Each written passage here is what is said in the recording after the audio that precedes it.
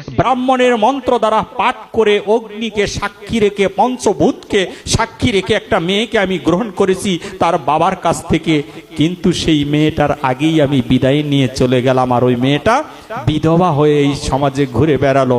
বলছে বিধবা হচ্ছে অপয়া, বিধবার কথা শোনা যাবে না, বিধবার মুখ দেখা যাবে না, বিধবার মুখ দেখলে অন্যায় হয়ে যাবে, বিধবারা উলুধ্বনি দিতে পারবে না। এটা সনাতন ধর্মের শাস্ত্র নয়, সনাতন ধর্ম এই শিক্ষা দেয় না। বিধবা কাকে বলা হয়? আজকে আপনার আমার আশেপাশেও বিধবারা থাকে, বলি কি শাখা সিঁদুর পড়ছে না, স্বামী মরে গিয়েছে, এটা অপয়া। আগে তো সতীদাহ প্রথা ছিল, এটাকে পুড়ে ফেলো, ধ্বংস করে দাও। শাস্ত্র না জেনে এগুলোকে ধ্বংস করে দেওয়া হয়েছে। কিন্তু বিধবা আমরা কাকে বলবো? এত শিক্ষিত আমাদের ঘরে ঘরে, তারপরও বিধবা সম্পর্কে আমাদের জানা হলো না। অনার্স মাস্টার্স ডিগ্রি পিএইচডি করেছো তুমি, ডাক্তার ইঞ্জিনিয়ার কত কিছু হচ্ছ, অথচ শাস্ত্র পড়ে দেখলে না একদিন তোমার সমস্ত ডাক্তারি সমস্ত ইঞ্জিনিয়ারিং একদিন আর কাজ করবে না, ঔষধে একদিন আর কাজ করবে না। সেই দিন কেউ থাকবে না তোমাকে শ্মশানে নেবার জন্যে, হরি বলে শ্মশানে পৌঁছে দিবে, দেহটা পুরে ছাই হয়ে যাবে। কিসের এত অহংকার করছি? ওরে এই দেহ তোর পচা দেহ, গৌরব কিসের ভাই? কিসের এত গৌরব করছি? সবই তো চলে যাবে, কিন্তু দুই ফোঁটা নয়ন জলে কখনো ভক্তের সেবা করার চেষ্টা করিনি। ভক্ত সেবা দিয়েছি দম্ভের সহিত, যে আমি সেবা দিচ্ছি, 20টা আইটেম তৈরি করেছি, হায় রে ভক্ত সেবা। আমার মায়েরা বিধবা হয়ে রইলেন, বলছে বিধবা, অথচ মূর্খ একটা ছেলে জন্ম নিয়েছিল যার নাম লালন সাই। লালন সাই জন্ম নিয়েছে, জীবনে কখনো স্কুলে যায়নি। আপনি তো অনার্স মাস্টার্স ডিগ্রি পাস করেছেন, ঘরে ঘরে ডিগ্রি পাস, এই জন্য চৈতন্য মহাপ্রভু চৈতন্য চরিতামৃততে প্রচার করেছেন রামানন্দ, বিদ্যা হতে কোন বিদ্যা সার, রায় কহে কৃষ্ণ ভক্তি বিদ্যা বিনা বিদ্যা নাহি আর। একমাত্র কৃষ্ণ ভক্তি বিদ্যাই হচ্ছে বিদ্যা। তাই যদি না হবে, লালন সাই জীবনে স্কুলে গেল না। লালন সাই বিধবার ব্যাখ্যা করেছে, লালন সাই গান লিখেনি, লালন সাই ভজন লিখেছে। লালন সাই বলেছে আমার গান নিয়ে ভজন করতে পারবে। লালন সাই একটি গান গেয়েছে, ওরে চার চাঁদে দিচ্ছে ঝলক মণি কোঠার ঘরে, দেখ না রে মন দিব্য নয়নে। চারটা চাঁদ মণি কোঠার ঘরে ঝলক দিচ্ছে, চারটা স্বামী, চারটা চাঁদ হচ্ছে চারটা স্বামী। একটা জীবের চারটা স্বামী, চারটা স্বামী থাকলে একটা স্বামী দেহ রাখলে এই নারী কেন বিধবা হবে? স্বামী তো তোমার চারটা। একটা স্বামী হচ্ছে যে জড়স্বামীর কথা আমরা বলছি, এটা হচ্ছে একটা স্বামী। আরেকটা স্বামী হচ্ছে তোমার কানে যিনি কৃপা করে পরম দয়াল শ্রী গুরুদেব তোমার কাছে এসে তোমাকে দীক্ষার মন্ত্র দিয়ে তোমাকে ধন্য করলেন। গুরুদেব কাকে বলা হয়? গুরু ব্রহ্মা, গুরু বিষ্ণু, গুরুদেব মহেশ্বর, গুরুরেব পরম ব্রহ্ম, তস্मै শ্রী গুরুবে নমঃ। ব্রহ্মা বিষ্ণু শিব শ্রী গুরুদেব আমার। এই গুরুদেব যখন আপনার কানে যখন দীক্ষার মন্ত্র দিলেন, গুরুদেব হচ্ছে আরেকটা স্বামী। এই দুইটা স্বামী, আরেকটা গুরুদেব এসে শিক্ষার মন্ত্র দান করলেন, সেটা হচ্ছে আরেকটা স্বামী। আর আরেকটা স্বামী হচ্ছে অনন্ত কোটি বিশ্ব ব্রহ্মাণ্ডের মালিক পরমেশ্বর ভগবান। একটা জীবের যদি চারটা স্বামী থাকে, একটা স্বামী মরলে তুমি কেন অপয়া হবে? একটা স্বামী মরলে তুমি কেন এই সমাজের কলঙ্কিত হবে? তোমার তো কলঙ্ক হবার কারণ নেই। সবও যদি চলে যায়, বিশ্ব ব্রহ্মাণ্ড যদি ভেসে যায়, মনে রাখবে অনন্ত কোটি বিশ্ব ব্রহ্মাণ্ডের মালিক তো রয়েছে। এই মালিক থাকতে তোমার চিন্তা কিসের? কিসের বিধবা? কোন বিধবার কথা বলা হয়েছে? একটা স্বামী মরে গেল, জড় স্বামী, আরো 3টা স্বামী তোমার রয়েছে, তুমি কিসের বিধবা হলে?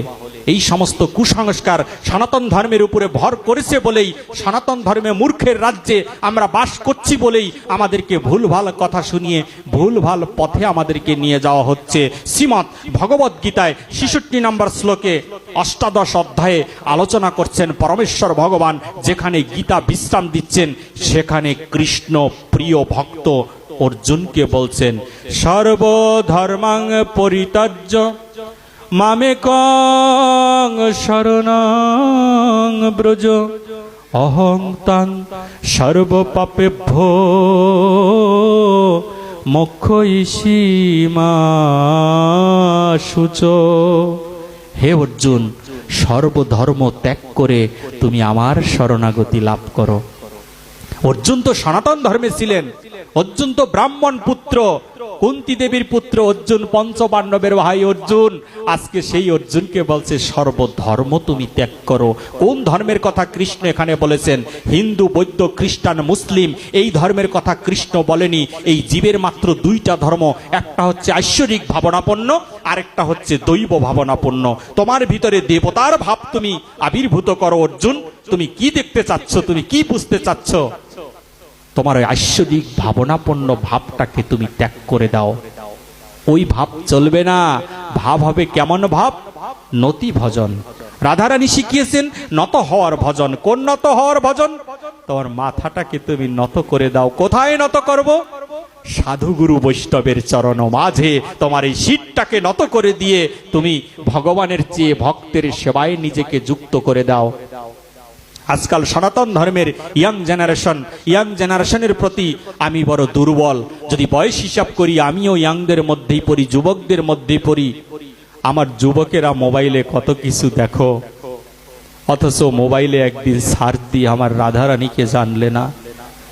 একটুখানি রাধারানীকে জানার চেষ্টা করো। রাধা সম্পদ সেই সম্পদ, যেই সম্পদ ভজন করেছেন অনন্ত কোটি বিশ্ব ব্রহ্মাণ্ডের মালিক। আজকে কৃষ্ণ ভজন করছেন রাধারানীর। আমরা সবাই কৃষ্ণ কৃষ্ণ বলে কেঁদে বেড়াই, কৃষ্ণ কৃষ্ণ কৃষ্ণ কৃষ্ণ এই বলে কেঁদে বেড়াই। কিন্তু কৃষ্ণের বক্ষের মাঝে মাথা রাখলে কৃষ্ণ বলে রাধে রাধে রাধে রাধে। একটাই তো বলি। তার বাঁশিতে যে সুর সেধেছিলেন, সেই সুর কোন সুর ছিল? কৃষ্ণের বাঁশি কোন সুরে কেঁদেছে? বাঁশি রাধে রাধে রাধে বলে কেঁদেছে। রাধারানী বলতেন এমনি করে আমায় আর ডেকো না। কৃষ্ণ বলছেন আমি তোমায় ডাকি না, আমি তো বংশী বাদক, আমি তো বংশী বাজাই। রাধারানী বলছেন তুমি কি জানো তোমার বাঁশি কি বলে ডাকে? বলেছি কি বলে ডাকে? বলছে ওই যে দেখো রাধে রাধে বলে ডাকে।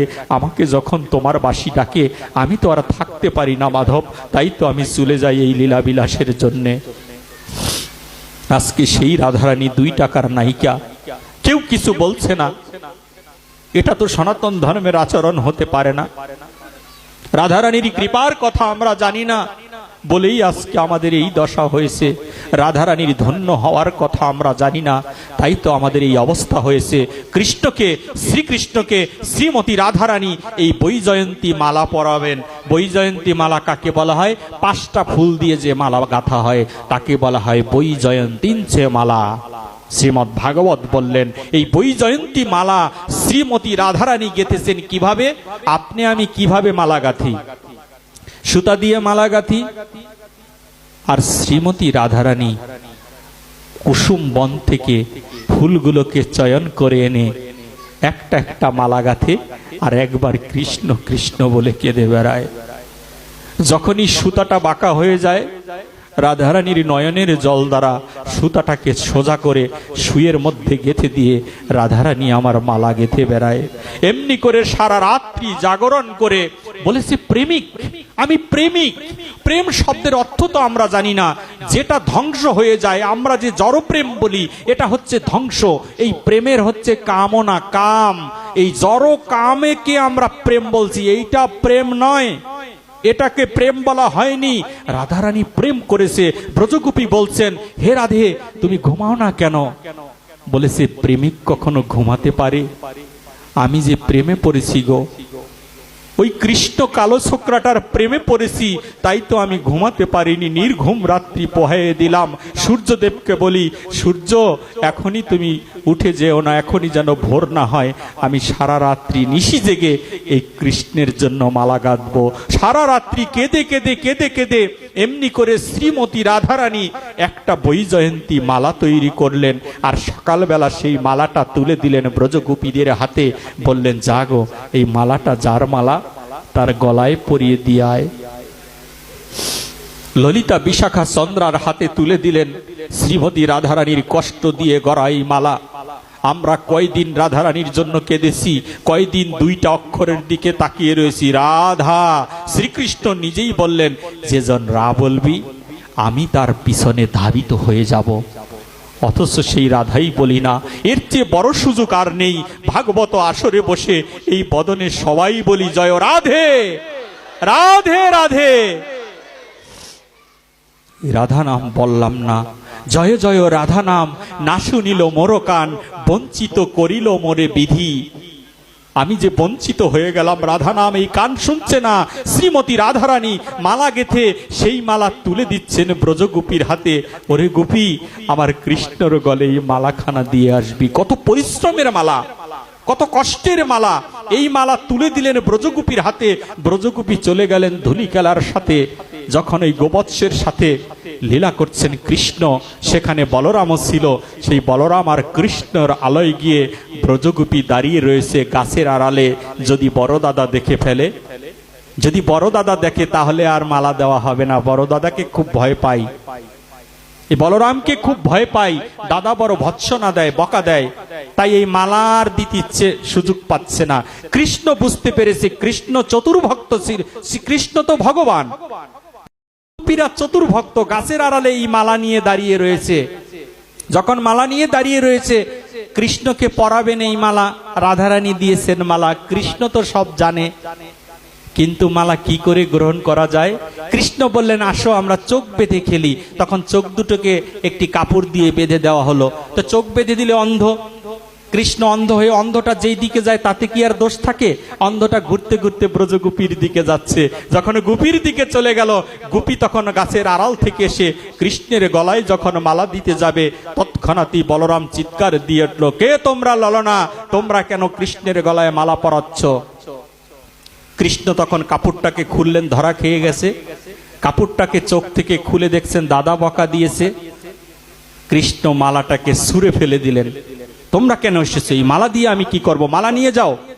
ছুঁড়ে যখন ফেলে দিলেন, চন্দ্রা, ললিতা, বিশাখা রাগে বিষণ্ণ হয়ে, কৃষ্ণকে তো কিছু বলতে পারছে না, দৌড় দিয়ে গেলে মালাটাকে ধরলেন, মাটিতে পড়তে দেয়নি। মালাটাকে ধরেছে, বলেছে কেন তোমরা মাটিতে পড়তে দিলে না মালাটা? মালাটা তো ছুঁড়ে ফেললাম। ব্রজগোপী বলছেন, অনন্ত বিশ্ব ব্রহ্মাণ্ডের সবও যদি ভেসে যায়, রাধারানীর এই সম্পদকে আমরা হারাতে দিব না। জীবন দিয়ে রক্ষা করব রাধারানীর এই সম্পদকে। একটা ব্রজগোপীর বাসনা। ব্রজগোপী কত কঠিন করে, কত কষ্ট করে এই ধর্ম প্রচার করেছে, অথচ আজকে সেই ব্রজগোপীর শ্রেষ্ঠ ব্রজগোপী শ্রীমতী রাধারানীকে তোমরা সিনেমার নায়িকা বানিয়ে দিয়েছ। কিসের কথা কীর্তন আলোচনা করছি আমরা? যখন এই মালাটাকে ফেরত নিয়ে যায়, যখন বর্ষনাতে উপস্থিত হয়ে যায়, রাধারানী বসে রয়েছে।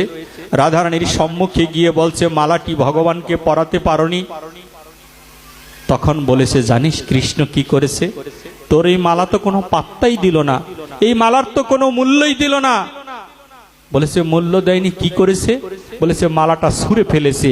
জানিস, তোর সম্মানের জন্য এই মালাটা আমরা ক্যাচ ধরে মালাটা হাতে করে নিয়ে এসেছি। বিশ্বাস কর রাধারানী, এই মালাটা আমরা ধুলায় পড়তে দেইনি, আমাদের জীবন দিয়ে আমরা রক্ষা করেছি এই মালাকে। এই নে তোর মালা, তুই ফেরত নিয়ে নে, কৃষ্ণের কাছে আর যাস নে। শ্রীমতী রাধারানী বললেন, কৃষ্ণকে তোরা আবার ভুল বুঝলি, কৃষ্ণকে এখনো তোরা চিনতে পারলি না। তোরা কি জানিস, এই মালা যখন আমি গেঁথেছিলাম, নয়নের জল দিয়ে এই মালা গেঁথেছি সারা রাত্রি বসে। আমার নয়নের জলে হয়তো কোনো অপবিত্রতা ছিল, আমার নয়নের জলে যখন গেঁথেছিলাম কৃষ্ণের মালা, সেই মালায় মনে হয় কোনো দোষ ছিল, তাই তো আমার কৃষ্ণ মালা ছুঁড়ে দিয়েছিল বৃন্দাবনের ভক্তের পদধূলি লাগার জন্যে। যদি ওই পদধূলি এই মালার মধ্যে যদি লেগে যেত, তাহলে আমার কৃষ্ণ প্রসাদী মালা গ্রহণ করে তার গলায় যেন এই আঘাত সুন্দর হয়ে যেত।